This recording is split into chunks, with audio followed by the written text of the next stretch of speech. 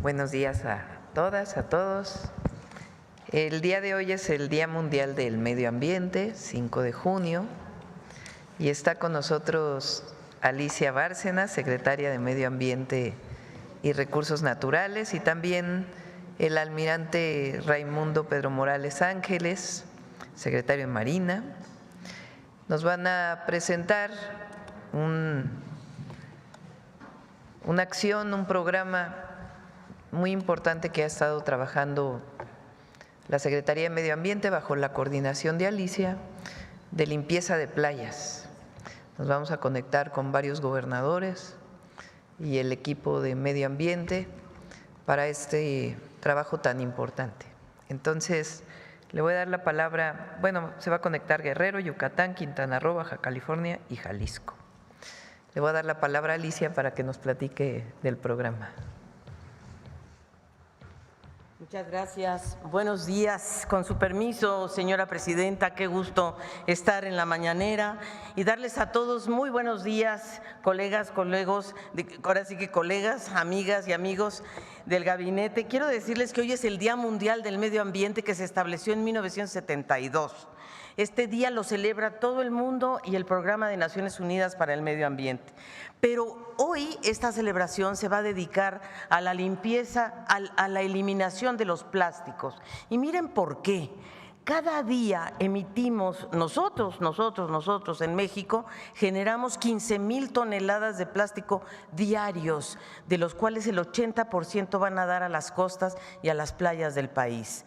Esto es lo que hoy queremos realmente invitar a la ciudadanía a que evitemos este daño que le estamos causando a nuestras playas, a nuestras costas y en general el plástico que vemos por todos lados. Y por eso es esta invitación, es esta campaña, y la verdad es que me siento muy honrada porque esta campaña la hemos hecho conjuntamente la Secretaría de la Marina con el almirante Raimundo Morales. Hemos trabajado juntos en 17 estados costeros de la República.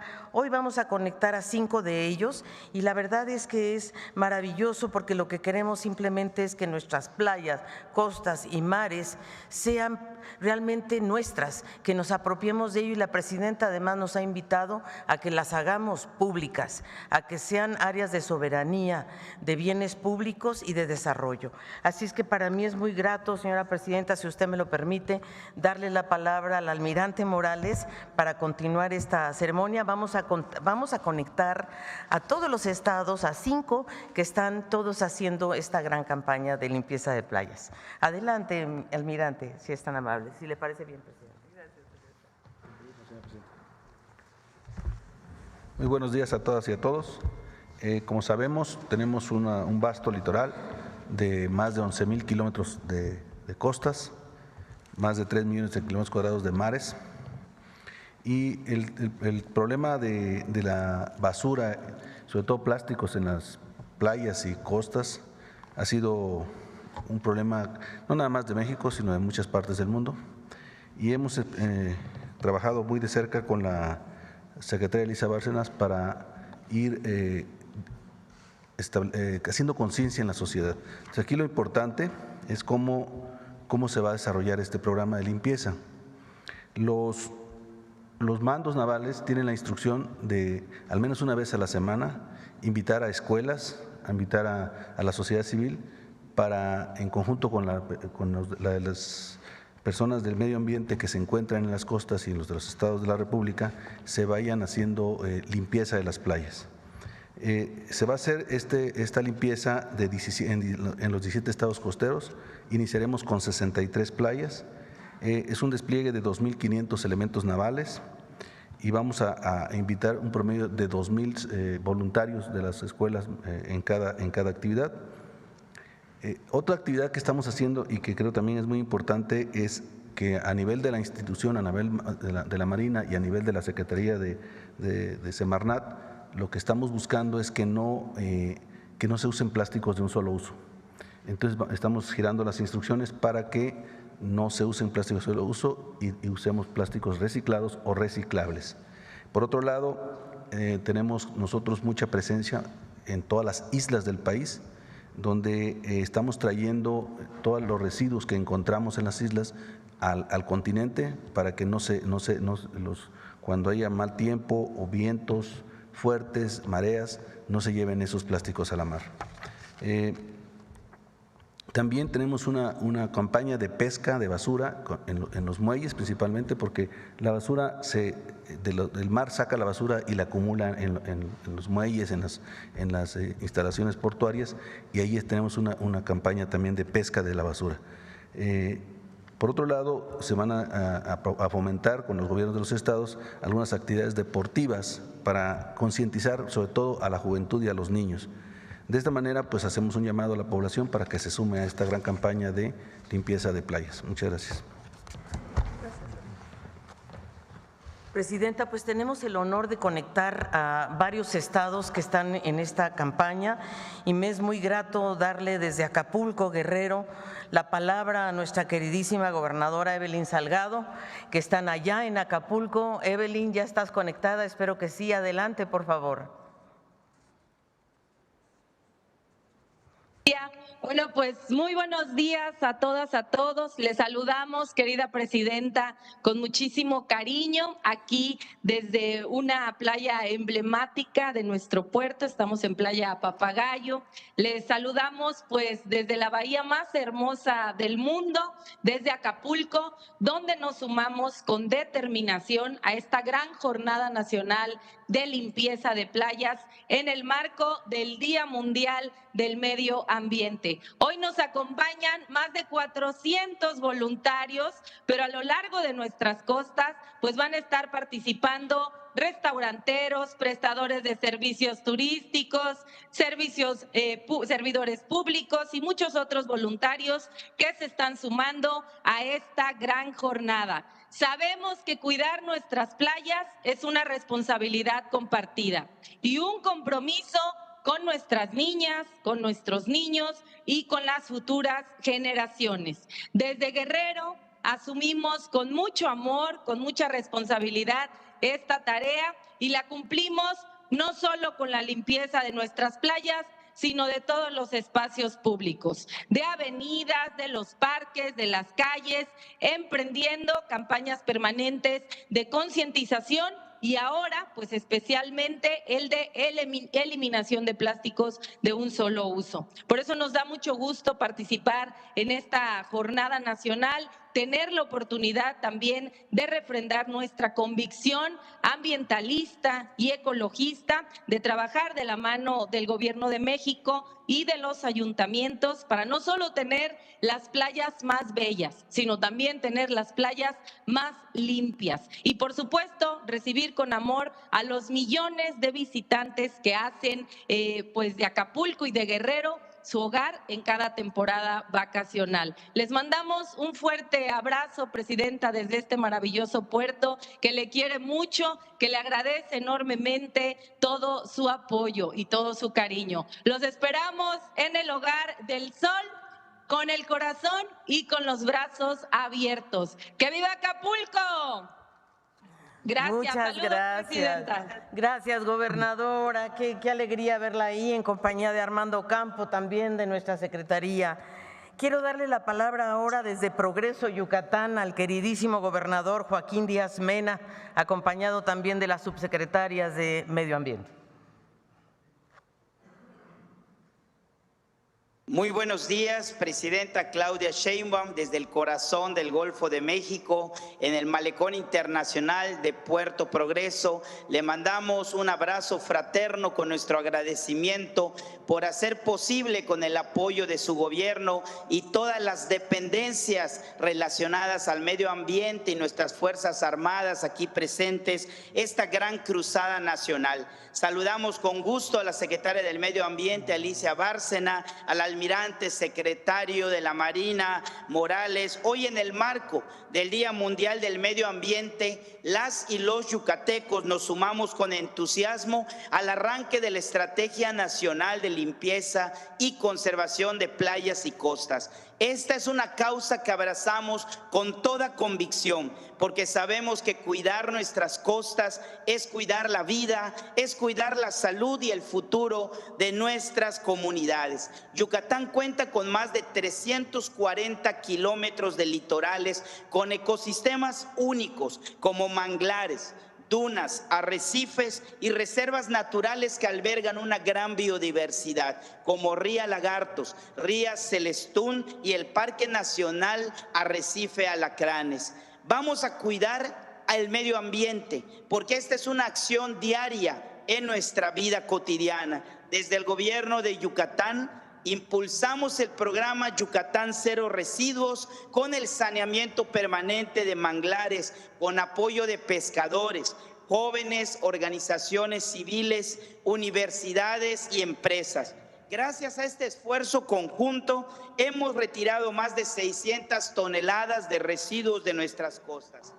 Hoy damos un paso más. Con la suma de voluntades y la inspiración de su liderazgo, caminamos, Presidenta, hacia el objetivo nacional: tener playas limpias y libres de plástico al 100% para el año 2030. Desde Yucatán reiteramos nuestro compromiso con el desarrollo sostenible, el turismo responsable y la justicia ambiental, con una vida digna para nuestras futuras generaciones.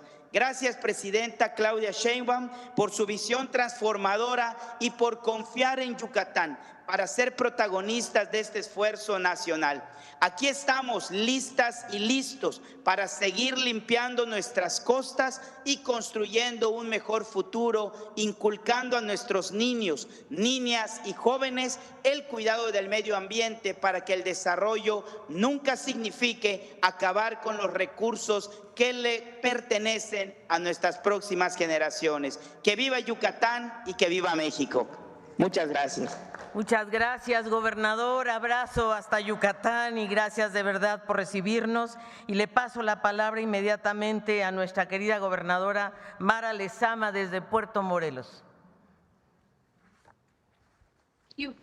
Gracias, querida Alicia. Buenos días, querida Presidenta, y buenos días al pueblo de México. Hoy estamos aquí en una de las joyas naturales de nuestro estado para ser parte de un momento que marcará un antes y un después en el cuidado del medio ambiente de nuestro país. Nos convoca una causa urgente e impostergable: rescatar, conservar y proteger nuestras playas y costas. Desde Quintana Roo nos sumamos con determinación al arranque de la Estrategia Nacional de Limpieza y Conservación de Playas y Costas 2025-2030, impulsada por el Gobierno de México, que encabeza la primera mujer presidenta de nuestra nación. Presidenta, desde aquí nos sumamos al banderazo de salida para un esfuerzo colectivo que busca eliminar el 100% de los plásticos de nuestras costas en los próximos 5 años. Lo hacemos desde Playa Punta Brava, un lugar de incomparable belleza, pero también de un reto profundo ambiental.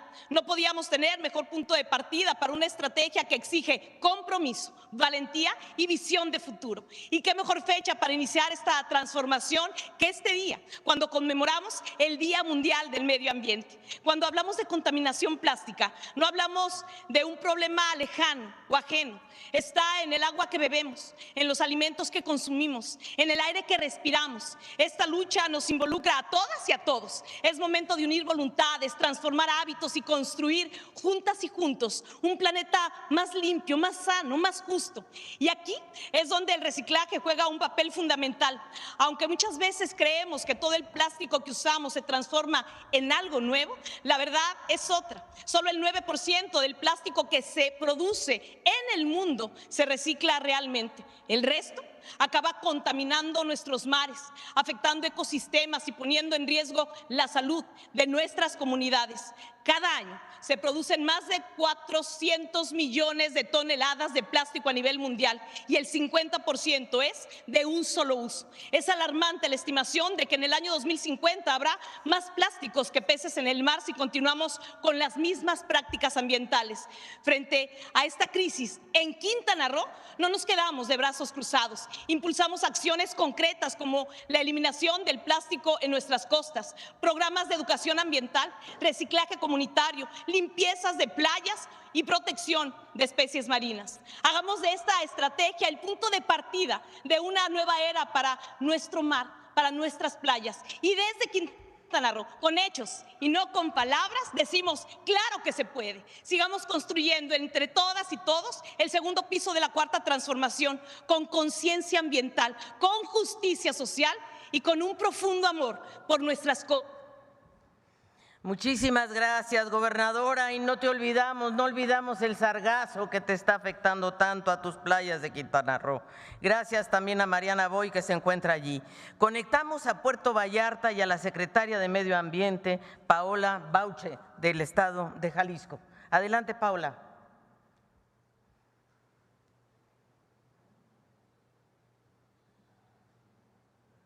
Buenos días a todas y a todos y feliz Día Mundial del Medio Ambiente. Gracias, Presidenta, y gracias, Secretaria, por la invitación a la Campaña Nacional de Limpieza y Conservación de Playas y Costas de México. Para Jalisco y el gobernador Pablo Lemus es una tarea prioritaria y reafrendamos nuestro compromiso de conservar los ecosistemas costeros y marinos, así como los bosques, selvas, ríos y humedales. Jalisco se suma a esta campaña con entusiasmo y el día de hoy se hará limpieza de 6 playas en el municipio de Puerto Vallarta, lo que equivale a más de 3 kilómetros de playa, con el valioso apoyo de más de 1,000 voluntarios. El trabajo conjunto de la Federación, Gobierno del Estado, municipio, organizaciones de la sociedad civil y academia harán de este día y de toda la campaña un éxito. Mi más sincero agradecimiento a todas las personas que con esmero prepararon esta jornada. Jalisco cuenta con cerca de 397 kilómetros de litoral en el Pacífico, ofreciendo playas de gran valor turístico y ecológico como Puerto Vallarta y la Costa Alegre.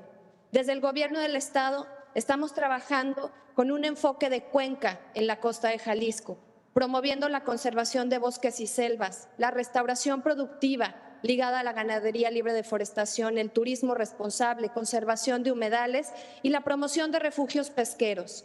Todo eso para asegurar la salud de los ecosistemas y en beneficio de las comunidades locales.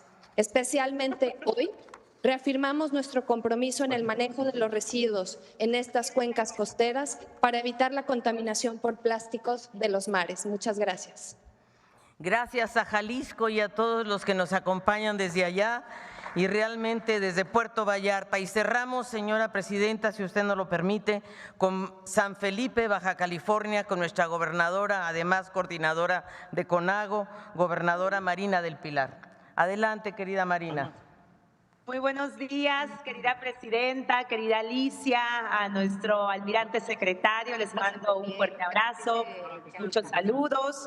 Bien, saludo con mucho gusto a mis compañeras y compañeros gobernadores y muy especialmente a las y los mexicanos, millones de mexicanas y mexicanos que siguen esta conferencia mañanera, especialmente a las y a los baja californianos.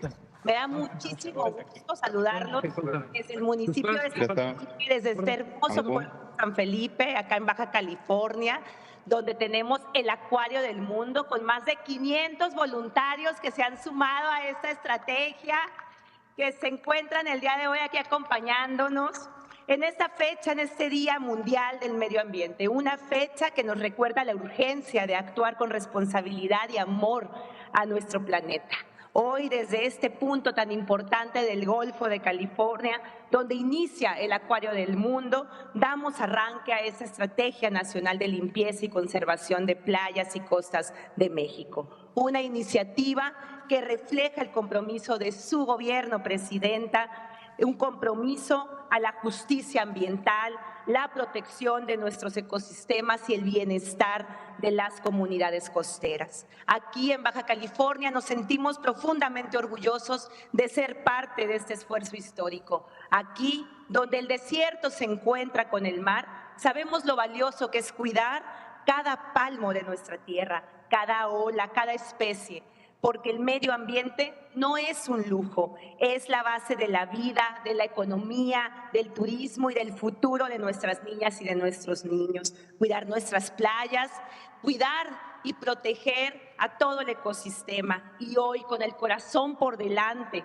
nos comprometemos a seguir trabajando en unidad con su gobierno, con el gobierno de México, para limpiar, restaurar y conservar nuestras playas y costas. No solo como un acto de responsabilidad, sino como una convicción y acto de amor a México y a las generaciones que vienen. Gracias nuevamente, Presidenta, por impulsar esta estrategia que une a todo nuestro país en una misma causa: defender la belleza y la riqueza natural que nos define. Sigamos construyendo un México limpio, sostenible y orgulloso de su tierra y de su mar. Muchas gracias. Pues muchísimas gracias a los 5 estados que participaron, son 17, señora presidenta. Queríamos agradecerle a la Secretaría de Marina, al almirante Raimundo Morales y a todos ustedes invitarlos. Hay que amar las playas, no contaminar, y que el Día Mundial del Medio Ambiente no sea un solo día, que sean todos los días. Muchas gracias. Muchas gracias a las y los 6 gobernadores, a Pablo Lemus, que no pudo estar presente, pero está su secretaria de Medio Ambiente, y a todos los demás. Gracias y felicidades. Pues el día de hoy empieza esta jornada.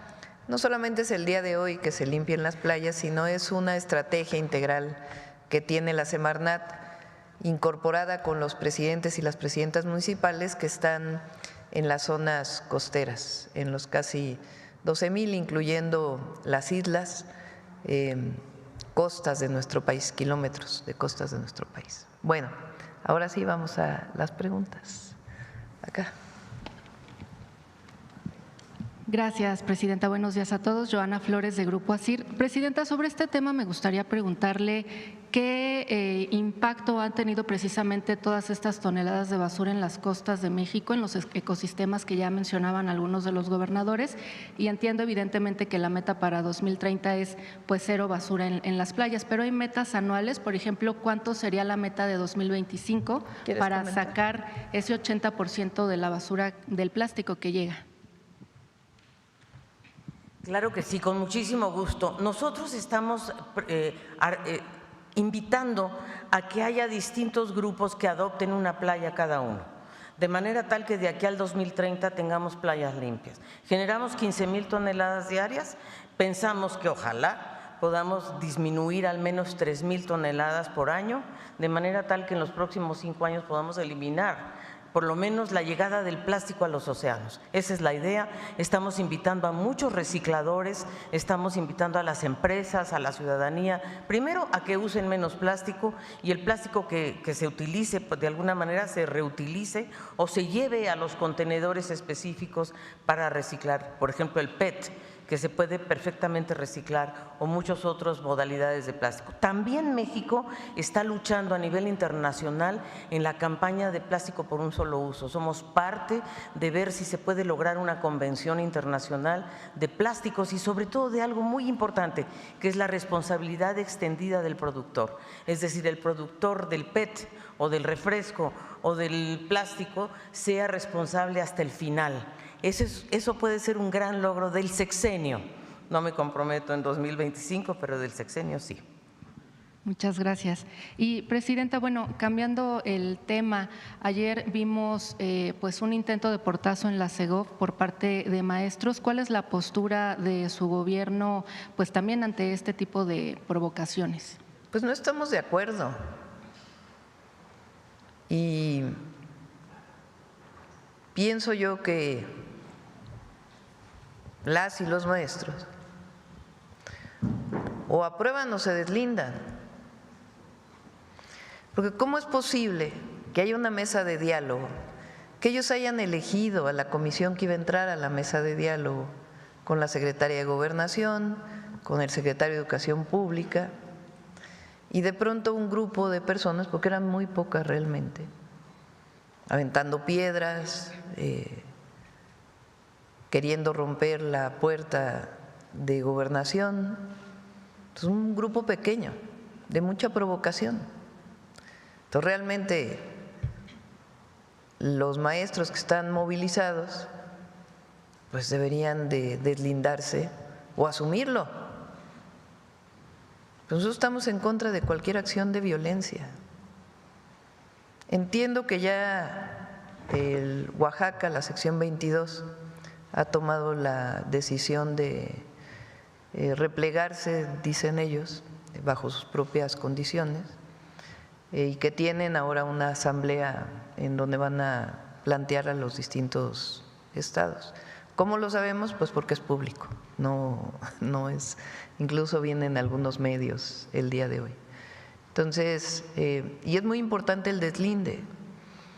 Fíjense, hace un año prácticamente, previo a las elecciones, porque hubo un plantón igual de la gente, había menos gente, pero había un plantón, incluso cuando fue el cierre de campaña nuestro aquí en el Zócalo, pues había una parte del Zócalo que estaba ocupada por los maestros. Previo a ello, si ustedes se acuerdan, habían tratado de entrar aquí a Palacio, inclusive aventaron piedras también. Entonces son grupos pues, que quieren provocar. ¿Qué quieren provocar? Que haya represión. ¿Con qué objeto? Pues probablemente que digan, pues es que este es un gobierno represor.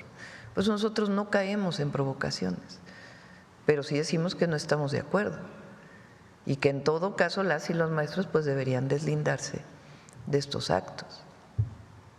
Pero de todas maneras pues parece que ha tomado esta decisión la sección 22 de Oaxaca. Y con la sección de Guerrero que ¿se mantiene abierto el diálogo? Sí, a ver, en todos los casos hay que decir, el Sindicato Nacional de Trabajadores de la Educación está dividido por secciones en todo el país. Hay representaciones seccionales. En algunos casos las secciones pertenecen a la Coordinadora Nacional de Trabajadores de la Educación. En algunos casos tienen la representación, como en el caso de la sección 22 o la sección de Chiapas. En muchos otros no tienen ya la representación. Entonces, en algunos casos hay la representación estatal, por decirlo así, y en otros casos no, son grupos más pequeños que pertenecen a la coordinadora. Entonces, hay casos como, por ejemplo, en la Ciudad de México, pues, el número de escuelas que está en paro es como el 2%. Entonces, el caso donde hay mayor representación pues es Oaxaca y Chiapas principalmente y Zacatecas, creo. Entonces, si este repliegue significa que ya se estaría al menos yendo la 22 pues del eso Zócalo. Tienen que decirlo ellos tal cual. Yo lo que comento pues es lo que públicamente está en los medios y que ellos hicieron público de cuál es lo que realizaría la 22. ¿Qué propusimos nosotros desde el primer día, incluso desde antes? Mesas tripartitas. ¿Qué quiere decir mesas tripartitas? La SEP, la Secretaría de Educación de los estados, el gobierno estatal, el gobierno de México, con las representaciones sindicales para resolver problemas estatales. Por ejemplo, y no son problemas estatales de la representación sindical, sino del Estado en términos de la educación.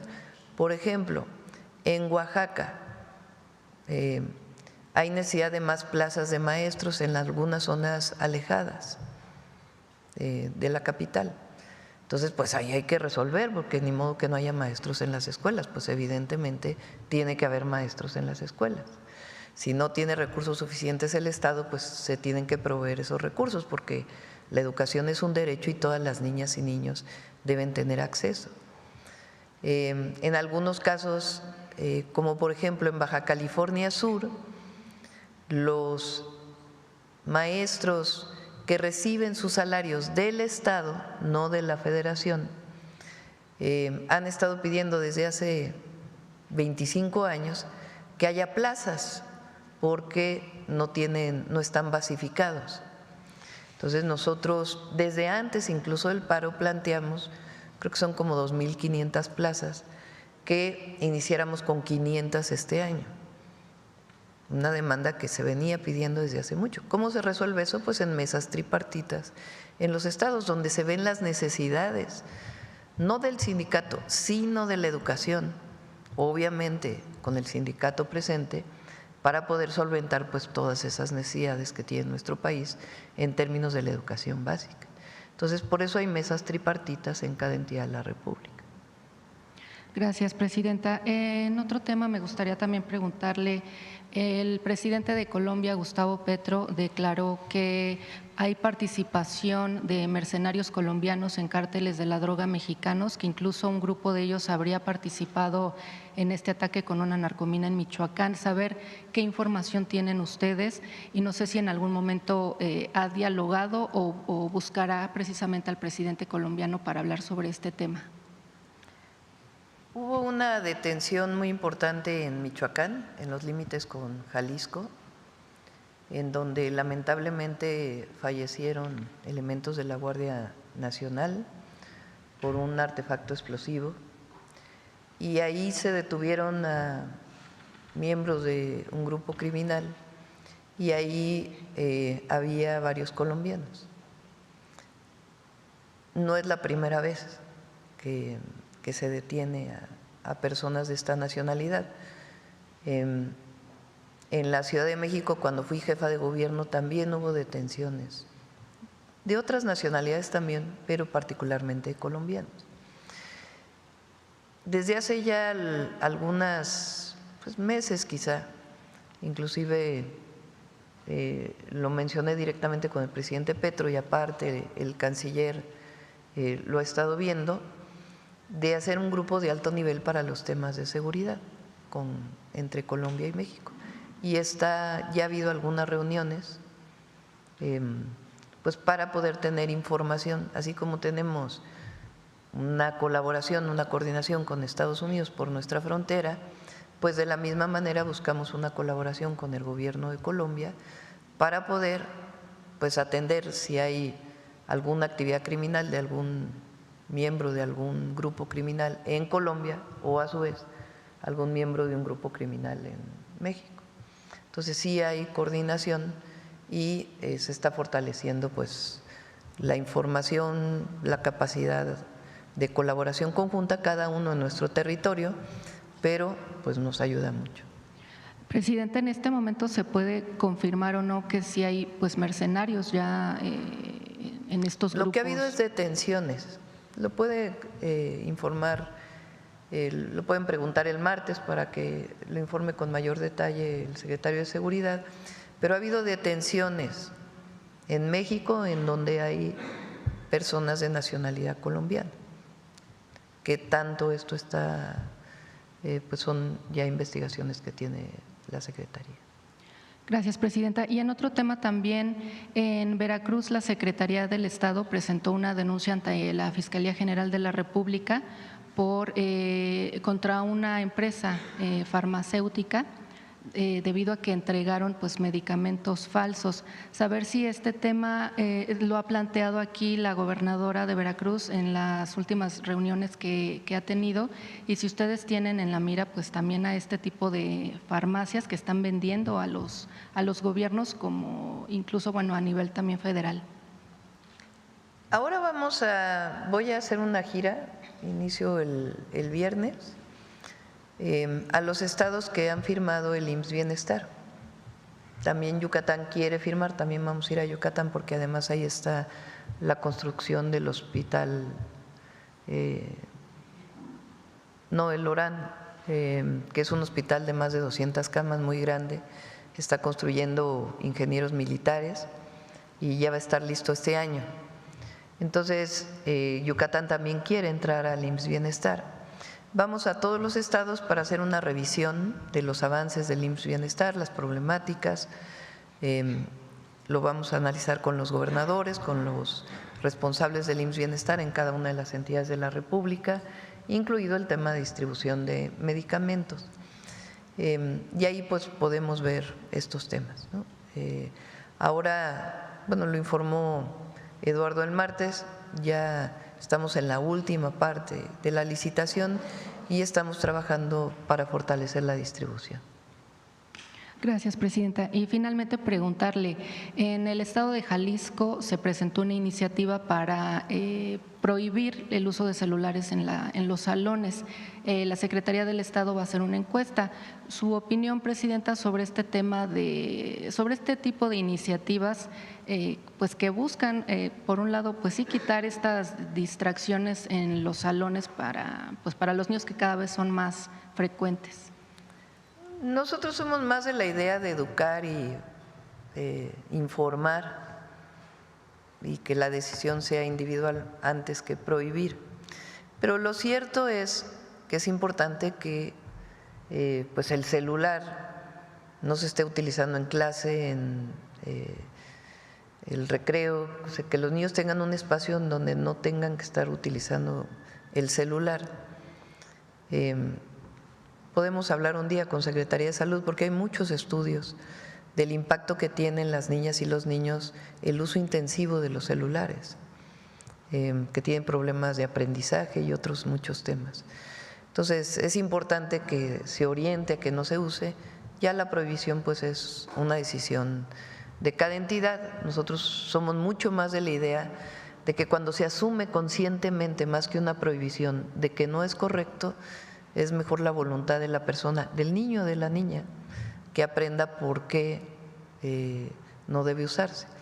En el caso de los dulces, porque ahí sí hubo una decisión que se tomó al final de la administración pasada y que nosotros continuamos, ahí sí es un asunto directo de salud pública, en donde pues las afectaciones que estamos viendo hoy con el programa Vida Saludable en la salud de los niños es muy fuerte, sobre todo los altos consumos de azúcar.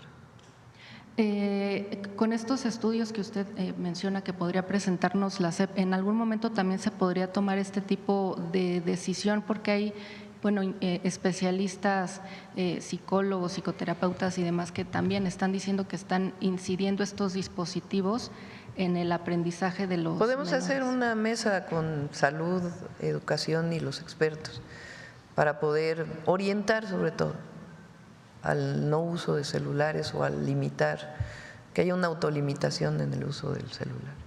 Muchas gracias, Presidente. Gracias.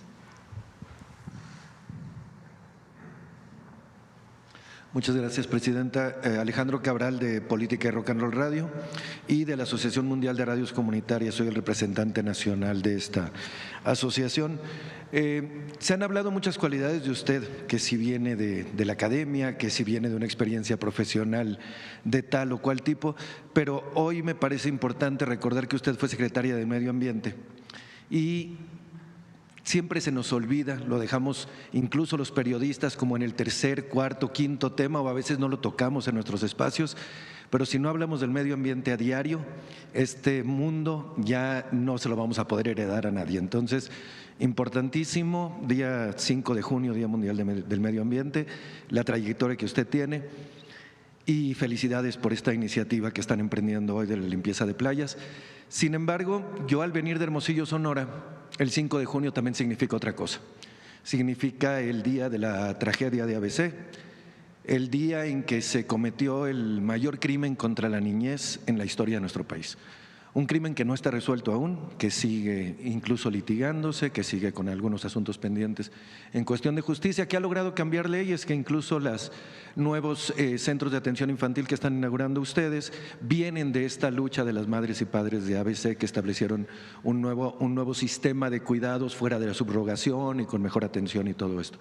Su opinión acerca de este otro 5 de junio, del 5 de junio de Hermosillo, Sonora, de la guardería ABC, y sobre todo en un tema, yo lo he mencionado, se lo mencioné a usted, en esta terrible tragedia hay víctimas, que son los niños fallecidos, los niños heridos o los niños en recuperación, que hoy ya tienen 18, 19, 20 años, por cierto, se están cumpliendo 16 años de esta tragedia, y están aquellos que ocasionaron directa o indirectamente el incidente, pero también están aquellos muchachos que se metieron a rescatar, señoras, muchachos, personas que hicieron un acto de heroísmo ese mismo día y el resto de los días atendiendo a los heridos.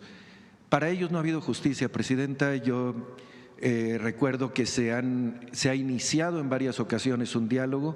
Entiendo que está en la parte de derechos humanos del IMSS este asunto. No sé si sabe si hay avances al respecto, si se les ha localizado y, bueno, y su opinión sobre este otro 5 de junio.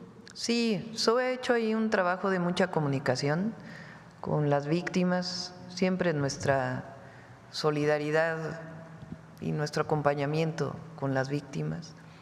SOE ha estado desde que llegó al IMSS muy de cerca con este tema, incluso las familias nos ayudaron en validar el diseño de los nuevos centros de educación y cuidado infantil, de los nuevos CECIS, y el fondo es que pues nosotros ya no estamos de acuerdo en esta subrogación de los servicios de guarderías del IMSS. Esta idea neoliberal de que lo público era malo per se y lo privado era bueno per se, pues mostró en el caso de la guardería ABC lamentablemente que no necesariamente, y que más bien era un asunto ideológico y de corrupción, el estar promoviendo la privatización de todos los servicios, porque se privatizaron muchísimos servicios y estuvieron involucrados pues muchísimos funcionarios de aquella época, no solamente en la subrogación de guarderías del IMSS, sino en muchas otras subrogaciones de los servicios públicos.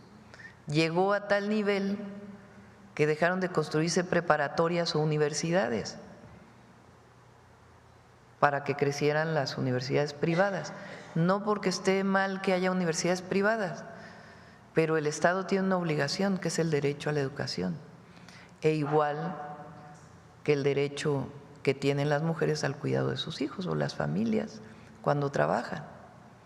Entonces esta idea de subrogar todo, de privatizar todo porque supuestamente era mejor, pues mostró que no es cierto. Y ese es el caso particularmente de las guarderías. Se subrogó prácticamente todo en el ISSSTE, todavía, porque tenemos reuniones permanentes, hay subrogación en el ISSSTE, no solamente de los servicios dentro de los hospitales, sino de guarderías, subrogación en el IMSS, que cambiaron las normas de protección civil y las normas de subrogación, pero permanecen de hace tiempo. Y nosotros estamos dándole la vuelta, es recuperar la capacidad del Instituto Mexicano del Seguro Social como institución pública para poder dar el servicio de cuidado y educación de la primera infancia. Ese es un cambio sustantivo. Van a ser cerca de 200 CECIS los que vamos a construir en el sexenio. Y se generaron nuevos protocolos, nuevas orientaciones educativas, nuevos esquemas de cuidado de los trabajadores y trabajadoras del IMSS.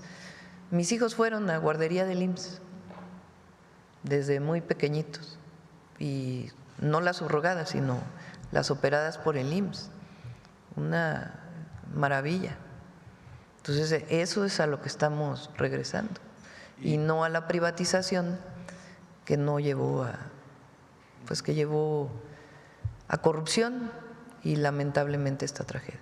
Y ya no en el caso de las víctimas, sino en el caso de los héroes anónimos estos, bueno, que tienen nombre, pero que desafortunadamente… SOE está en contacto con ellos y le pedimos que pueda ampliar la información. Muy bien. Presidenta, en otro tema…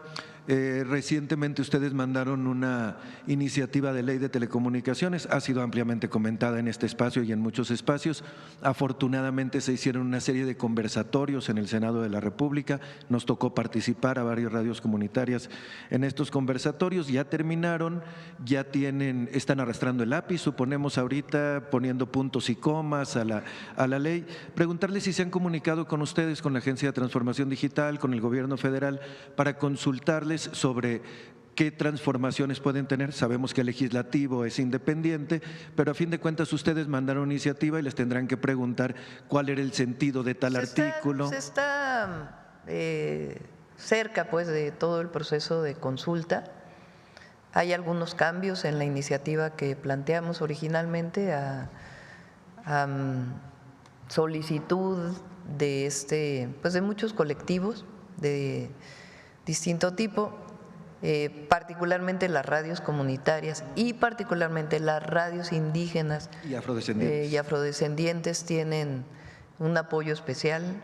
Se está recuperando pues todo lo que se planteó, la posibilidad incluso de que tengan un porcentaje para poder comercializar a través de comercios locales parte de su programación. Se está incorporando eso.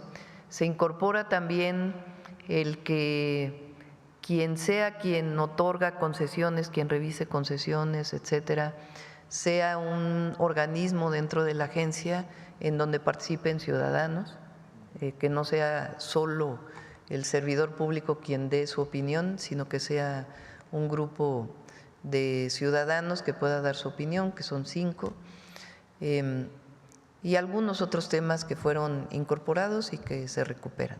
Y la esencia pues es el apoyo a redes comunitarias y una parte muy importante es el derecho de las audiencias. Fíjense, en esta ola de comentócratas, ¿no?, de que vamos al autoritarismo, es cuando abrimos el derecho a las audiencias, porque ni con todos los órganos autónomos se había abierto el derecho de las audiencias, se había garantizado el derecho de las audiencias. Incluso se impugnó judicialmente. Incluso se impugnó, lo tacharon de la ley. Ahora pues está recuperando el derecho de las audiencias. Hoy se recupera todo un capítulo en la ley para hablar del derecho a las audiencias. Sí. Entre otros temas, creo que obviamente pues al final la propuesta que se toma es de la comisión porque regresó a la comisión, pero se están incorporando varios de los temas del debate y el foro que hubo en el Senado. Y precisamente en el tema de la ley hay algunos asuntos que se tendrán que resolver en la ley misma y otros en reglamento. El reglamento ya posiblemente les toca elaborarlo a ustedes ya como agencia o como gobierno federal. Y hay un punto que me gustaría señalarle, porque me lo han señalado varias radios, sobre todo las indígenas que están en condiciones pues con muy baja calidad de internet, muy baja calidad de energía eléctrica y demás. La energía eléctrica sigue siendo uno de los costos más grandes que tiene la radio comunitaria. En nuestras propuestas para el cambio de iniciativa proponíamos una tarifa especial de luz porque se nos cobra como empresa, se nos cobra como luz empresarial cuando pues definitivamente no lo somos radios que incluso no tenemos trabajo pagado, todo lo que hacemos es trabajo voluntario, tenemos que tener un trabajo adicional, dar clases o cualquier otra cosa para poder seguir haciendo periodismo y mantener la radio. Y un tema que se ha hablado poco, que posiblemente no tendría que pasar por la ley, posiblemente es una decisión de ustedes como gobierno federal, es que también para existir como radios comunitarias con todos los protocolos de la ley necesitamos tener una cuenta bancaria, una asociación civil y demás, la cual se nos vincula como PYME, como pequeña y mediana empresa, y en el SAT se nos registra como una pequeña y mediana empresa. Y sabemos que la misma ley del IMSS, del IVA, y la ley del ISR contempla que regímenes especiales para aquellas organizaciones que son de bien público, y nosotros no estamos en ese régimen especial, sino que hoy en día cualquiera de las radios comunitarias o indígenas con las que platiquemos, uno de sus principales erogaciones económicas es el pago de impuestos. Justo, lo sabemos, todos los mexicanos lo debemos de pagar, pero nos parece en nuestro caso que es un despropósito, y lo hemos venido haciendo, pagar impuestos como empresa, como pequeña empresa, cuando prácticamente todo el recurso es un recurso que se utiliza en la infraestructura del medio y el beneficio comunitario sin tener absolutamente ninguna ganancia. Porque además estamos registrados para no tener ganancias, no es nuestro objetivo la acumulación de capital, nunca lo ha sido, pero tampoco ha sido nuestro objetivo ser medios, somos sin fines de lucro, pero no queremos ser medios con fines de pérdida, y así hemos sido históricamente. Por eso se le está dando esta posibilidad de poder comercializar un porcentaje pequeño de su tiempo. Otro tema, por ejemplo, para radios indígenas y de lugares o de comunidades afrodescendientes es se les pedía una fe notarial. O sea, que tenían que ir a un notario para poder registrarse. Formar una asociación civil notarial, sí. Ahora, con el cambio constitucional del segundo constitucional de reconocimiento de los pueblos y comunidades indígenas con plenos derechos, se le está dando la posibilidad de que su registro sea ante el INPI. Y eso les va a permitir pues también reducir costos. Claro. Y que se valide a partir de las asambleas del pueblo si es una radio comunitaria o de pueblo indígena, afrodescendiente, y eso pues les da otra condición. Entonces están mejorando muchísimas de las condiciones. La tarifa de luz hay que verla por fuera de esa ley, si es factible, y algunas otras cosas que estás planteando. Muy bien. Y por último, Presidenta… Pero el objetivo es que tengan su propio medio de comunicación. Sí, sí. Y no es un medio, son medios públicos y sí, medios de las comunidades. Que no crezcan, que se multipliquen, sí, que la sociedad tenga la posibilidad de tener voz amplificada a través de las públicos y de comunidades indígenas. Sí, los medios públicos y universitarios, importantísimo también el apoyo que se le da en esta ley. En otro tema, Presidenta, un día se habla bien del plan hídrico de Sonora, hay algunos puntos muy positivos, se pretende dotar de agua al pueblo de Sonora, que estamos en la peor sequía en la historia. Sin embargo, varios especialistas y pobladores de la cuenca del río de Sonora, sobre todo en la parte del Molino de Camus, que es en donde han sufrido la última parte de la contaminación del río Sonora que llegó hasta esa zona, la presa que llegó a servir como la presa previa a Hermosillo, cuando ya se secó la presa Belardo L. Rodríguez, y que ahora se está planteando alrededor de esta comunidad hacer nuevas presas, están muy preocupados. Dicen, nosotros por experiencia propia podemos decir que no es el camino las presas, y hay cada vez más ciudadanos organizados, tanto de la academia como de la lucha social, como pobladores, que se cuestionan si una presa es lo que se necesita y 3 presas es lo que se necesita. Sabemos que hay un plan, sabemos que lo están haciendo por algo, pero me han señalado en distintas ocasiones, en entrevistas que hemos tenido en nuestra radio, que este plan necesita mucho más diálogo antes de empezarse a andar, antes de empezarse a licitar, porque no ha habido consulta adecuada a las comunidades y cada vez se están organizando más las comunidades para dar su opinión, pero no ha habido estos espacios de consulta, nos señalan. Quisiera decir 2 temas del río Sonora. Uno, Alicia ha estado trabajando de manera muy importante con las comunidades por el tema de la contaminación minera, sí, que hubo y que aquel litigio pues con Grupo México. Grupo México. Entonces está trabajando con las comunidades. El objetivo es retomar las obligaciones de la empresa para poder limpiar, garantizar su limpieza, darle seguimiento a las enfermedades de la población, tener todas las plantas potabilizadoras, etcétera, etcétera. Entonces ha estado trabajando Alicia de manera muy importante ligada a las comunidades, el gobernador también ha estado presente, para poder resolver ese tema de fondo y que las comunidades estén de acuerdo, porque se sigue arrastrando el litigio. Y el objetivo final pues es que haya un río limpio y que haya seguimiento epidemiológico y que se cumpla con todas las medidas que debe cumplir la empresa. Entonces ese es un tema que se va a estar en… Que se termine el hospital, que se termine el hospital, que esté funcionando el hospital, que haya vigilancia epidemiológica, etcétera, etcétera. Todo lo que han pedido las comunidades lo hacemos nuestro para poder exigírselo a la empresa y estar cerca de las comunidades para que realmente se cumpla todo aquello que piden las comunidades. Esa es una parte que tiene que ver con la contaminación. La otra parte es abastecer de agua a Hermosillo, que es uno de los temas principales. La Conagua está trabajando con el gobierno del estado y sí hay diálogo pues con comunidades académicas y comunidades que están planteando que esta no es la mejor vía para poder pues hacer un planteamiento integral. Desde nuestro punto de vista, no hay muchas opciones para resolver el problema de abasto de agua para Hermosillo, que es indispensable. Entonces, pues hay que buscar la mejor manera con los menores impactos y que funcione realmente. Entonces, hay mucho estudio relacionado con esto, no es una decisión arbitraria o inventada, sino que hay estudios detrás de ello. Y señalan, Presidenta, los estudios más conservadores, incluso los emitidos por el gobierno estatal y el gobierno municipal, que en Hermosillo se va poco más del 30%, tal vez hasta el 40% en fugas. Los estudios de ciertos académicos dicen que las fugas llegan al 60%. Entonces, en relación a esto, lo que nos dicen es…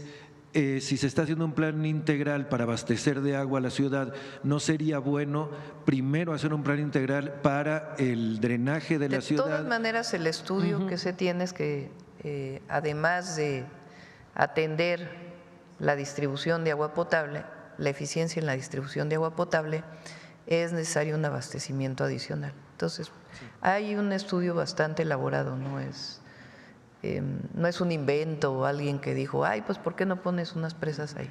Pero bueno, tiene que haber diálogo. Muchas gracias. ¿Quieres comentar algo más del río Sonora? ¿Sí? ¿Quieres comentar? Bueno, primero muchas gracias por el interés. Con su permiso, señora presidenta, sí, estamos trabajando con mucha dedicación en el río Sonora. Hemos ido ya, la última reunión la tuvimos el 20 de mayo, allá en Hermosillo, con el gobernador Alfonso Durazo. Vamos a volver, queremos ir a comunidad por comunidad. 3 cosas queremos resolver. 1, salud, que se complete el hospital, que haya un centro toxicológico, que les hagan exámenes a toda la población, a todos, 24,000 personas. Segundo, y que haya seguimiento. Segundo, agua. 30 plantas potabilizadoras. En este momento está el IMTA, allá el Instituto Mexicano de Tecnología del Agua, resolviendo un problema que tuvieron con una potabilizadora, pero queremos que se les instalen 30. Se resuelva el problema del agua de estas comunidades.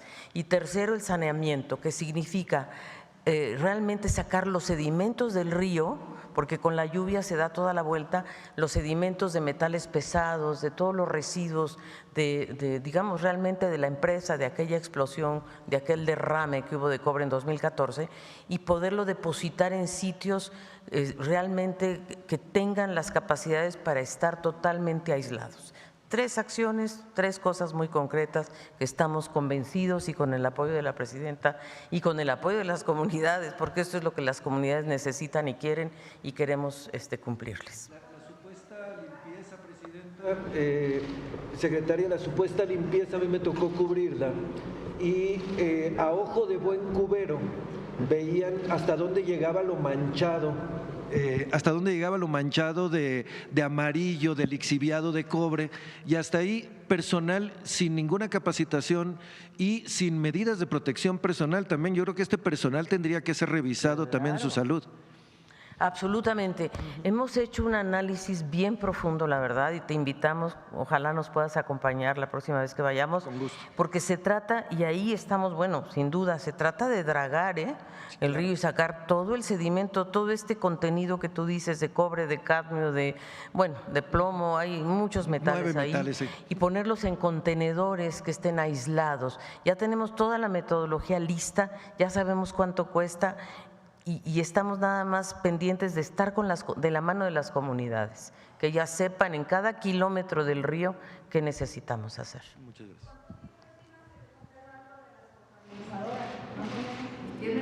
Tiene que pagarlo la empresa. Todo esto tiene que pagarlo la empresa. Entonces, se está trabajando para ver exactamente todo, y después en comunicación con la empresa para que acuerden un convenio en donde las comunidades también estén de acuerdo. Y ahí ya vendrán los tiempos. La secretaria ha dicho que se le cancelaría al Grupo México la operación si no cumple esto realista. Lo que estamos buscando es que cumpla, no que no cumpla. Entonces, por eso es este trabajo integral que se está haciendo, buscando que se cumpla. Muy bien. Adelante. Buenos días, Presidenta. Yaret Arciniega, de Revista Fortuna. Presidenta, en el marco de la reunión que tuvo ayer con el sector siderúrgico a propósito de los aranceles y considerando la profunda presencia e inversión que empresas mexicanas del sector siderúrgico pues han tenido o han establecido en Estados Unidos, como de Acero, CIMEC, Ternium incluso, que no solo exportan, sino que también pues generan empleos y contribuyen al sistema económico estadounidense. ¿Cree usted que esta integración pues productiva podría ser un factor determinante para que pues Estados Unidos flexibilice o incluso evite la imposición de estos nuevos aranceles del 50% pues al acero y al aluminio mexicano? Pues vamos a ver cómo resulta la reunión con este viernes. Recuerden que el día 11 viene el subsecretario Landó a México, es uno de los temas que vamos a hablar con él. Entonces vamos a esperar antes de hacer los planteamientos para el acero y el aluminio. Muchas gracias, Presidenta. Y también, por otro lado, en el marco de la reforma judicial que ha avanzado en la elección de voto popular de jueces y magistrados, queremos plantearle una reflexión sobre otro pilar de la legalidad que también pues enfrenta severos cuestionamientos. Se trata del sistema notarial, Presidenta. En Revista Fortuna realizamos una investigación que expone casos documentados de notarios que pues lejos de brindar certeza jurídica han incurrido en actos que vulneran la fe pública. Por ejemplo, el notario Cándido Mejía García, de Tula, Hidalgo, dio fe de la firma de una persona fallecida, Gloria Nájera, desde 2014 en un contrato fechado en 2023. Además, el nombre del notario aparece en otro expediente judicial por presunto fraude inmobiliario en Cancún, Presidenta. ¿No considera que, así como se plantea democratizar el Poder Judicial, también debería revisarse el sistema notarial para pues abrirlo a mayor vigilancia, transparencia y rendición de cuentas? Hay estados donde funciona mejor, digamos, y hay estados donde encontramos casos de corrupción. Yo creo que la mejora en el Poder Judicial va a ayudar a muchos temas de corrupción en muchas áreas, porque muchas veces ocurre que se denuncia un caso de corrupción y se topa con un juez. Entonces, caso notarios o algún otro caso de corrupción, pues si hay un sistema judicial, un poder judicial que hace su trabajo, pues tendría que haber sanciones. Entonces, mejorando el sistema judicial, el poder judicial va a tener impacto en toda la vida pública, particularmente vinculada con casos de corrupción. ¿El sistema notarial entonces habrá revisión? ¿Consideraría usted Pues hacer depende una revisión? de cada estado. ¿Qué son los notarios? Los notarios son auxiliares del gobierno para la fe pública. Entonces son atribuciones que tiene el gobierno que descansan en los notarios. Entonces lo que tiene que garantizarse junto con los registros públicos, pues es que haya orden y haya honestidad. Entonces, mucho tiene que revisarse en cada estado de la República. Ya si es necesaria una revisión o no, pues tendría que analizarse después. Pero el tema central es que hoy, y eso es lo que buscamos y eso es lo que queremos del Poder Judicial, es que haya justicia y que si hay un acto de corrupción se sancione, sea notario, sea funcionario público de otro lado, a nivel municipal, a nivel estatal, a nivel federal, y que no se tope con la impunidad que protegía al Poder Judicial. Muchas gracias, Presidenta. En un tercer tema, respecto a los créditos para las pequeñas y medianas empresas, el legislador Alfonso Ramírez Cuellar adelantó a Revista Fortuna que en las mesas de trabajo con la banca se ha avanzado en la propuesta de establecer juzgados especiales para agilizar la resolución de controversias judiciales, Presidenta. La banca señala que los más de 56,000 juicios pendientes y la duración de estos procesos complican la recuperación de garantías, lo que impide bajar las tasas de interés, que era una de sus encomiendas. Considerando la autonomía del Poder Judicial, ¿qué recomendaciones puede ofrecer ante esta petición de la banca y qué mensaje tiene para los usuarios que enfrentan altas tasas y en muchos casos han perdido sus viviendas sin acceso justo a la justicia? Como son distintos, ¿no? Porque una cosa es las tasas de interés y otra cosa es si hay un fraude vinculado con algún usuario de algún crédito hipotecario, ¿no? Pero lo que plantea la banca es que la duración de estos procesos, y que son más de 56,000 juicios pendientes, es lo que afecta o complica la recuperación de las garantías. Y dicen que eso afecta a la baja de las tasas, a bajar las tasas. Pues depende desde qué perspectiva lo veas, ¿no? Fíjense, el Infonavit, lo que ocurrió. Se contrataron despachos y despachos y despachos supuestamente para la cartera vencida, y la mitad de la cartera vencida era fraudulenta. Entonces, por eso, en la medida en que el Poder Judicial funcione, resuelva, cuando hay fraudes, cuando hay corrupción, en esa medida va a disminuir la impunidad y el pueblo va a tener más acceso a la justicia, en todos los sentidos. En particular el caso de la banca, por lo pronto no tenemos planteado una reforma adicional. De juzgados especializados. Por lo pronto no, ya se puede ver hacia adelante. Yo creo que hay que garantizar, o tiene que garantizar la nueva Corte y el nuevo Poder Judicial su operación, su funcionamiento, que realmente esté generando todas las condiciones para el acceso a la justicia, y después ya plantear otras cosas. Muchas gracias, Presidenta. Y por último tema, la Sociedad Financiera Popular, Consejo de Asistencia al Microemprendedor, CAME, ha informado a sus clientes que colabora con la Comisión Nacional Bancaria y de Valores para cumplir con sus compromisos, luego de que hace aproximadamente un año aceleró la captación de clientes ofreciendo rendimientos anuales de hasta el 16%, Presidenta. Analistas señalan que las autoridades podrían ordenar el uso del fondo de garantía para que los ahorradores recuperen sus recursos.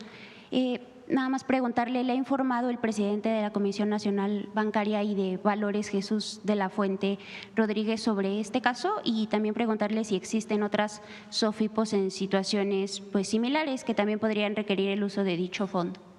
Vamos a pedirle al secretario de Hacienda que pueda contestar a cada uno de tus planteamientos. Ellos son los que tienen la relación directa con la CNBV. Y finalmente, considera que usted considera necesario la intervención de la Comisión Bancaria en este caso, dado que el CAME adeuda más de 2,679 millones de pesos. Hay protocolos, no es un asunto tanto en la CNBV como en general en el sistema financiero de nuestro país. Hay protocolos y reglas, no es que a alguien se le ocurra hay que revisar esto, hay que revisar el otro, hay consejos. Entonces, a partir de ahí se determina la revisión de uno u otro tema. Entonces, ahí le pedimos al secretario de Hacienda que tome este tema. Muchas gracias, Presidenta. Buen día. Gracias. A ver, vamos por acá. Acá y luego Alma. Gracias.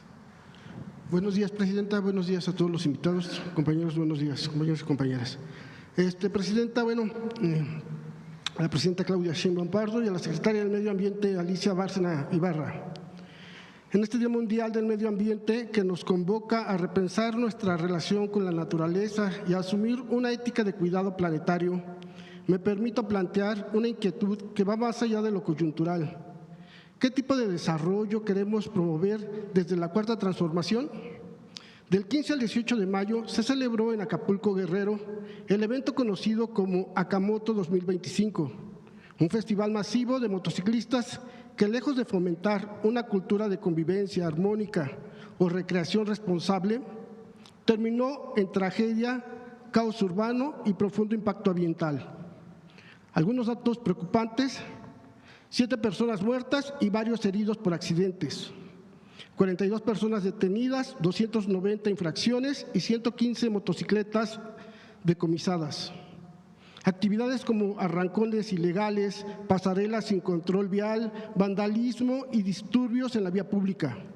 Una ciudad desbordada con alta contaminación auditiva, de emisiones, deterioro del orden social y ambiental.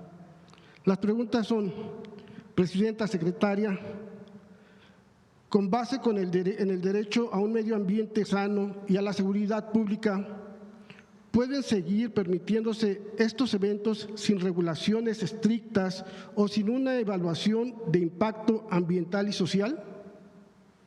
¿Existe algún tipo de autorización, evaluación de riesgos o dictamen ambiental para permitir eventos de alto impacto como el Acamoto? Y si no los hay, ¿no estaríamos frente a un vacío legal que debe corregirse urgentemente? No puede haber transformación si seguimos normalizando espectáculos que priorizan el consumo, la velocidad, la muerte por encima de la vida, el orden y la paz. La Cuarta Transformación debe ser también una revolución cultural y ecológica. Solicitamos en este caso sea revisado por la Secretaría del Medio Ambiente, la Secretaria de Seguridad y Protección Ciudadana, así como por parte de la Consejería Jurídica del Ejecutivo Federal, para definir criterios nacionales que garanticen que ningún evento masivo atente contra el derecho a la vida, la salud y el medio ambiente. Gracias, presidente. Es un evento que se realiza, no es la primera vez que se realiza, y tiene los permisos del gobierno del estado y del municipio. Me habían preguntado esto antes y le pedí a la Secretaría de Gobernación que entrara en contacto con la gobernadora de Guerrero para revisar la pertinencia pues, de que siga ocurriendo o bajo qué reglas podría desarrollarse. Y están trabajando en eso. O sea que esperemos que pronto nos pueda… Pues están trabajando, tiene que haber… hay regulaciones que son estatales y municipales.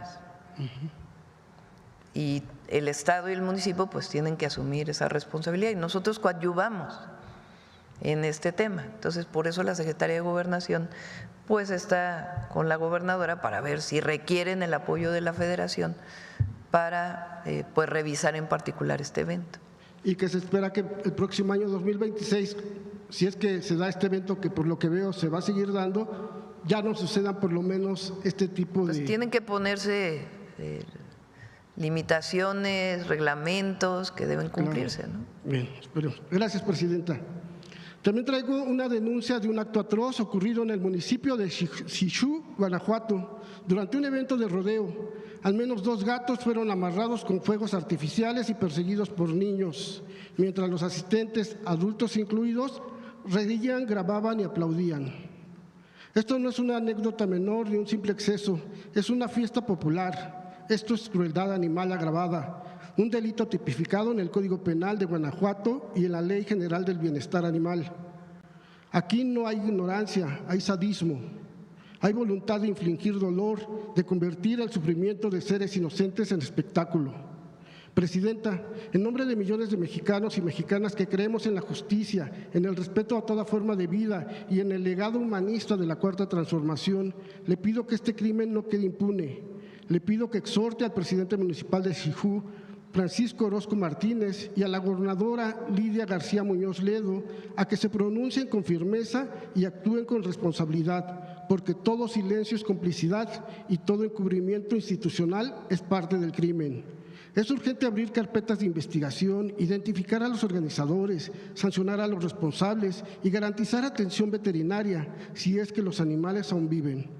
De lo contrario, estaríamos permitiendo que se legitime la tortura como diversión y eso, Presidenta, es profundamente contrario a los valores de una sociedad justa y humanista, como la que usted está construyendo. La violencia no puede normalizarse ni contra los humanos ni contra los animales, porque quien es capaz de reír ante el dolor de un gato, mañana será capaz de hacer lo mismo frente al sufrimiento de un niño o una mujer. Con usted al frente del país estamos seguros que podrá regresar la esperanza y por eso confiamos en que este caso no quedará en el olvido. Y también quiero preguntarle con respecto al mismo tema, Presidenta, si existen también protocolos para proteger a los animalitos que viven y conviven en los edificios públicos. Un ejemplo de esto pues lo tenemos aquí con usted en Palacio Nacional, con los gatitos, en donde sí existen estos protocolos.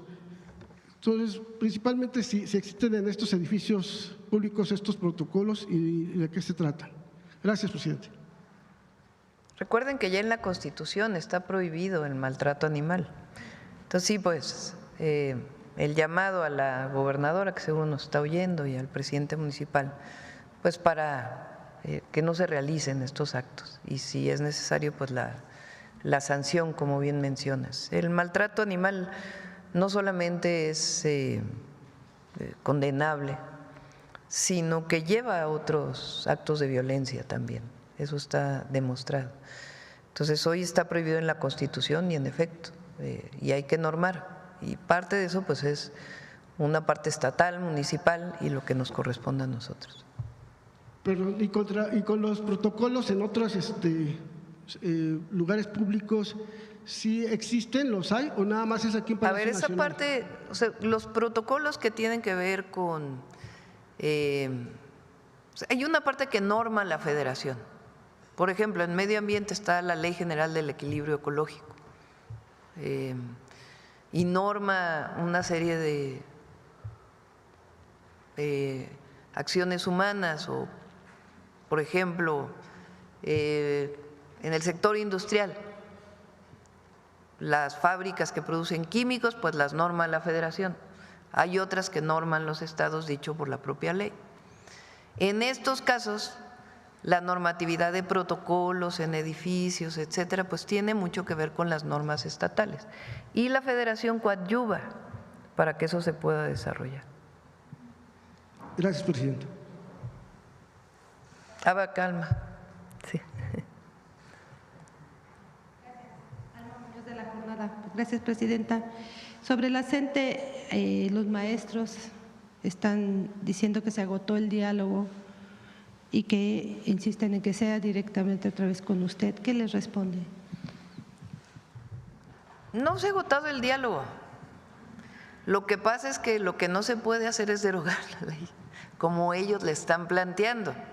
Lo que nosotros hemos dicho es que hoy los maestros que están en cuentas individuales tienen una pensión justa gracias al Fondo de Pensiones para el Bienestar, que en esencia es echar para atrás la ley del 2007 en términos de la injusticia en las pensiones. Una persona que ganaba 16,000 pesos, un maestro o una maestra, y que con el régimen de cuentas individuales se iba a retirar con 4,000 pesos, hoy se va a retirar con 16,000 pesos. Entonces, eso pues es algo que hemos estado hablando. Sobre el tema de las edades en aquellos que se quedaron en el 10º transitorio, pues se ha estado hablando. Entonces, diálogo siempre va a haber, la puerta del diálogo. El asunto es que el diálogo pues representa pues llegar a posiciones que se encuentren, porque un diálogo para llegar a posiciones que no se encuentren pues es muy difícil, ¿verdad? Pero la puerta del diálogo siempre está abierta. Ahora, no entendemos por qué la violencia de ayer en la gobernación. Si hay un diálogo. Sí. Parece que esa es su condición, que sea con usted. Usted ya no, la puerta del diálogo con usted ya no está abierta. Ellos, ellos tienen que respetar la decisión de sus bases también.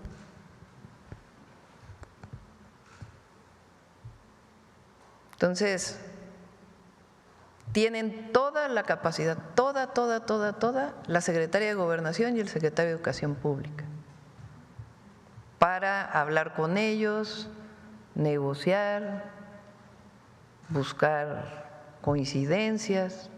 No necesitan hablar con la presidenta porque tienen toda la atribución. Son secretarios de Estado, no es un servidor público menor quienes está dialogando con ellos. Entonces, ahí está la puerta del diálogo abierta. Gracias. Presidenta, quiero preguntarle, de última hora estamos informándonos que hay un revés definitivo para México en su caso contra las armerías en Estados Unidos. La Corte Suprema de ese país resuelve que no hay sustento para que México acuse a los fabricantes de que un tercero, los cárteles, utilicen sus armas para cometer crímenes. Son 2 juicios, vamos a ver cuál es el resultado y les informamos. Gracias. Y por el otro lado, ayer insistir un poco sobre la reunión que tuvo con los empresarios de acero y aluminio. ¿Qué acordaron y usted considera que aún hay tiempo de lograr un acuerdo con Estados Unidos?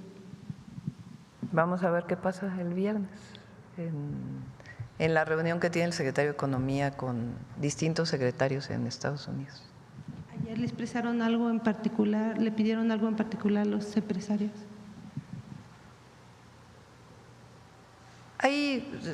Hemos estado tomando una serie de medidas por acero que viene de otros lugares del mundo.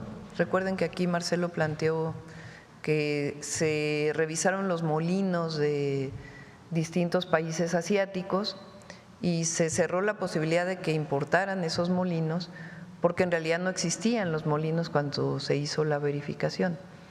Entonces, ellos están planteando pues cómo proteger a nuestra economía también de aceros que están llegando de otros lados. Entonces, estamos trabajando con ellos en distintas áreas con el objetivo pues de garantizar los empleos en la industria del acero y el aluminio también.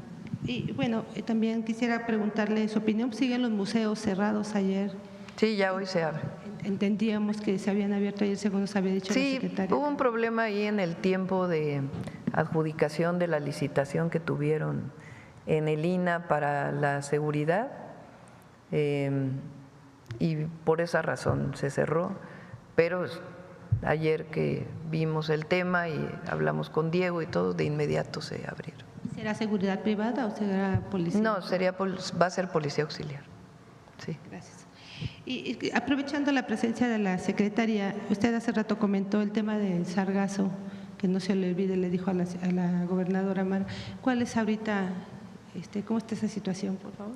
Bueno, Secretaría de Marina ha estado trabajando en la recolección del sargazo desde hace ya varios años y vamos a trabajar en 2 áreas que coordina Alicia y el secretario de Marina. Una pues es seguir en lo que se está haciendo ahora para la limpieza de las playas, pero la otra es encontrar esquemas que permitan la mejor colección. Bueno, son 3. ¿Por qué está llegando sargazo a las playas? Que es una pregunta científica y que con distintos equipos de investigadores a nivel nacional se va a hacer una mayor investigación de las razones por las cuales llega el sargazo. Segundo, porque hay quien habla del cambio climático, hay quien habla de la deforestación en la Amazonia y que por eso los nutrientes hay más nutrientes en el océano y por eso hay más sargazo. Son hipótesis que queremos seguir analizando para poder pues entender las causas. Segundo, poder recuperar el sargazo en el océano también para su uso. Y tercero, pues mejores esquemas de recolección del sargazo que nos permitan pues garantizar las playas limpias. Gracias, Presidenta. También… ¿Quieres comentar algo más, Alicia? Claro que sí.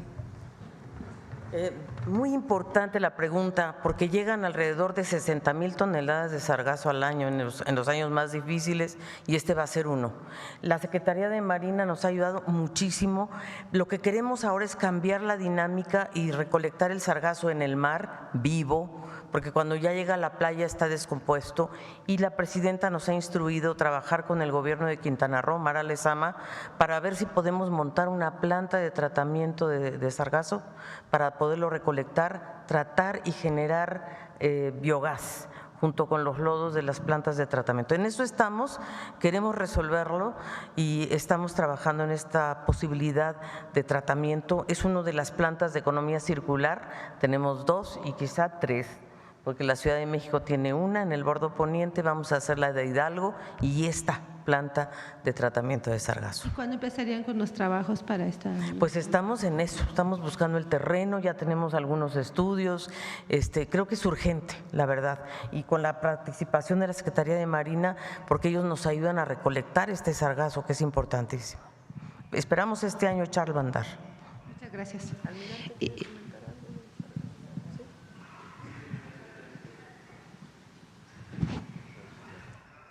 Sí, nada más, nosotros tenemos un buque sargacero oceánico con el que estamos colectando el sargazo en alta mar y una serie de 11 sargaceras costeras. Lo importante es evitar que lleguen los grandes volúmenes a la playa. Aún así, existe toda una coordinación con el gobierno del Estado para incorporar a los hoteleros, a las empresas privadas que con maquinaria limpian las playas. Entonces, es un trabajo constante por temporada y bueno, el trabajo que estamos haciendo con la Secretaría para poder recolectar nosotros el sargazo vivo y lo puedan ellos usar para fines útiles a la sociedad. Y Presidenta, por otro lado, quisiera preguntarle su opinión. Un tribunal colegiado de apelación con sede en Matamoros, Tamaulipas, determinó pues que decretó la absolución de José Luis Abarca Velázquez en cuanto a su participación en la desaparición de los estudiantes. ¿Qué opina? Él, de todas maneras, permanece detenido por otros delitos.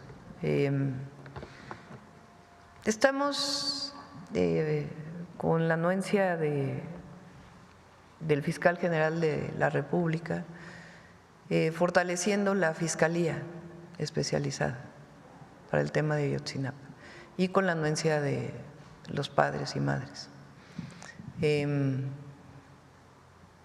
Pues es un tema también de los jueces, no solamente. Y va avanzando las nuevas líneas de investigación que estamos siguiendo, que ya en su momento se podrán hacer públicas. ¿Usted está de acuerdo con esta absolución? ¿Perdón? Se está revisando por parte del fiscal y con anuencia de los padres y madres. ¿Usted está de acuerdo con esta absolución, Presidenta? No estoy de acuerdo con que los jueces, sin explicación alguna, absuelvan. No estoy de acuerdo. Cuando hay sustento en la investigación. Es este tema de la reforma al Poder Judicial. Este es otro caso más. Como el caso también que nunca quedó claro de la liberación de muchísima gente, en el caso de Ayotzinapa, por tortura, que también fue un juzgado que lo determinó. No quiere decir que estemos de acuerdo con la tortura, sino cómo se dieron estos casos.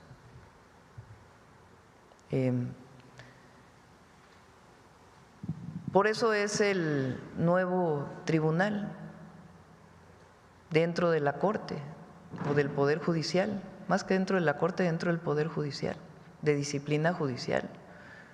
Porque ¿quién evalúa la actuación de los jueces?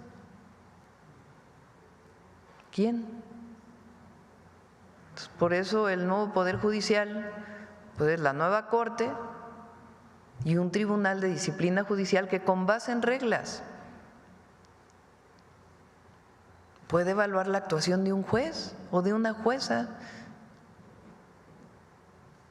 Y en este caso, pues también tiene que evaluarse la actuación de esta jueza o juez.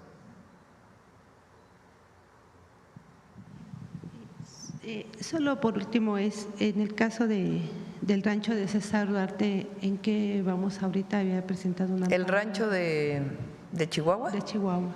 Se presentó una denuncia penal y se está dando seguimiento a todo lo administrativo. Porque no tiene sustento el amparo que se dio. Ahí está otra jueza. No tiene sustento. Porque inclusive era algo que ya se había litigado y que no se le había dado la razón. Entonces se presentó denuncia penal ante la Fiscalía General de la República y se está litigando la parte administrativa. Porque esa agua no tiene por qué estar retenida en estas presas para uso privado. Esa agua además pertenece a una de las cuencas del Tratado de 1944. Entonces, vamos a seguir litigando y se presentó la denuncia penal. Muchas gracias.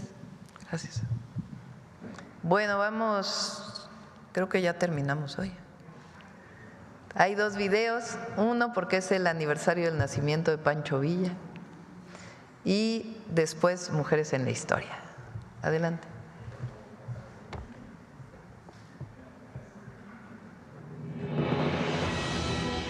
El humanismo mexicano se nutre de la lucha del pueblo mexicano por justicia, tierra, trabajo, educación, salud y libertad. Francisco Villa, el revolucionario del pueblo, representa como pocos esta lucha y estos principios. Sin la contribución de Villa y de la División del Norte que comandó, no hubiera sido posible el triunfo de la Revolución Mexicana, ni la destrucción del Estado oligárquico y de su ejército, ni las transformaciones sociales en favor de los sectores populares más pobres. Doroteo Arango Arámbula, más conocido como Francisco Villa, nació el 5 de junio de 1878 en Coyotada, San Juan del Río, Durango. Quedó huérfano muy niño, trabajando como peón en la hacienda de Agustín López Negrete. A los 16 años se vio obligado a dejar la hacienda por un problema con el hacendado. Villa contó cuando ya era famoso. Hirió al hacendado porque quiso llevarse a una de sus hermanas. Desde entonces se convirtió en bandido.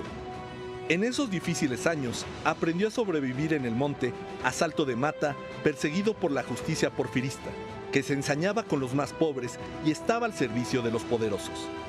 Fue apresado varias veces, pero pudo escapar. Conoció las sierras de Durango y Chihuahua como la palma de su mano. Para escapar de los rurales, cambió de nombre. Francisco Villa cobró fama por ser un excelente jinete y gran tirador. Tenía un valor temerario y tuvo varios oficios como arriero, carnicero, albañil. Cuando la policía lo descubría, él huía. Era un joven perseguido que no tenía acomodo en la sociedad porfirista dominada por las élites. Se llenó de rencor y coraje contra un sistema social que lo excluía, contra los ricos que ostentaban sus privilegios, contra las autoridades que los protegían. En 1910, su vida dio un vuelco cuando conoció a Abraham González, el líder maderista de Chihuahua. Por él se enteró de la lucha democrática de Francisco I. Madero para transformar el país y acabar con la dictadura porfirista. Encontró un sentido positivo en su vida y se comprometió con la revolución maderista. Fue, junto con Pascual Orozco, el principal jefe revolucionario en el norte del país y artífice de la toma de Ciudad Juárez que obligó a Porfirio Díaz a renunciar. Después del triunfo de Madero, regresó a la vida civil. Sin embargo, cuando Pascual Orozco se levantó en armas contra Madero, regresó a defender al gobierno del presidente demócrata. Las mayores hazañas y la leyenda de Villa comenzaría a partir de entonces. Villa será el líder del ejército popular más poderoso en la historia de México y contribuirá a la transformación de nuestro país. Por ello, Villa es un protagonista central de nuestra historia y representa junto con Zapata los ideales de justicia y libertad que nutren al humanismo mexicano.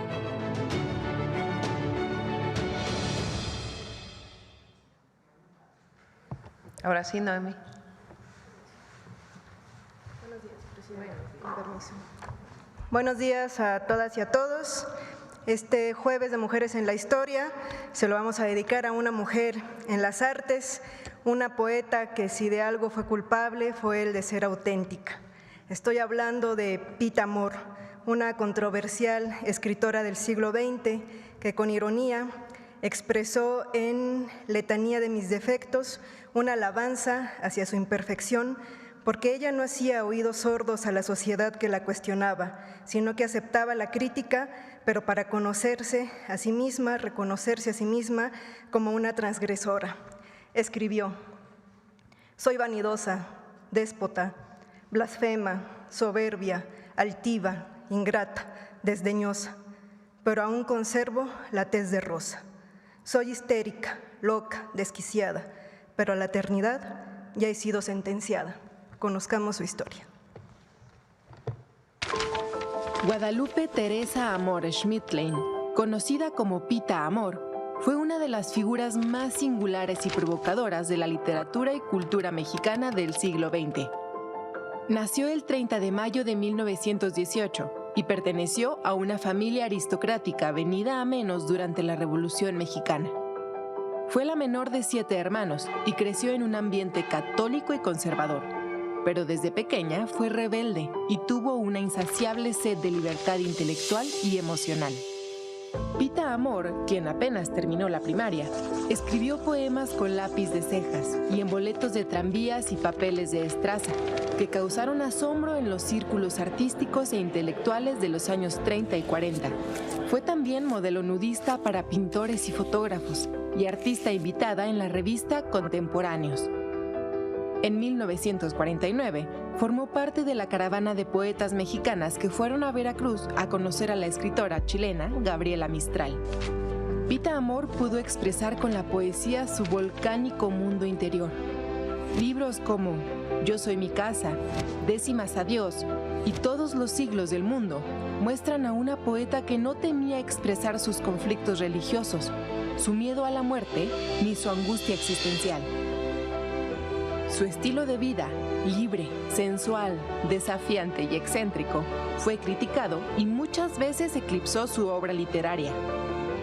En sus primeros años como escritora, se decía que el verdadero autor era su amigo Alfonso Reyes, debido a que se consideraba que una mujer que disfrutaba de la vida social como ella no podía elaborar esas reflexiones.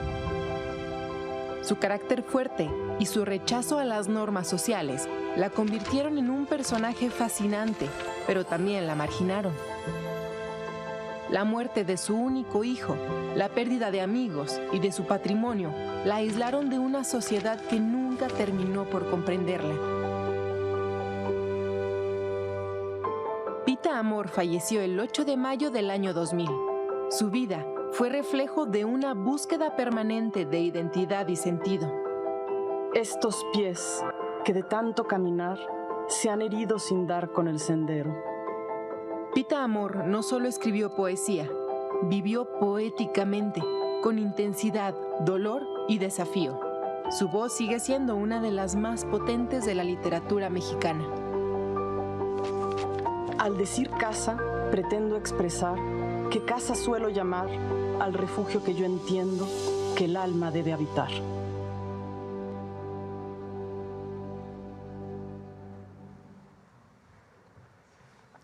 Como escuchamos, su obra es un ejemplo de cómo a muchas mujeres se le ha juzgado en la historia por ese deber ser mujer y no por su propio ejercicio intelectual. Hoy, Pita Amor, incluso en la actualidad, resulta ruidosa. No es fortuito que hasta hace pocos años su literatura fuera recuperada por su valor, quitando de vista aquel peso y el prejuicio que su obra en vida recayó. Muchísimas gracias. Buen día a todas y todos. Gracias, buen día.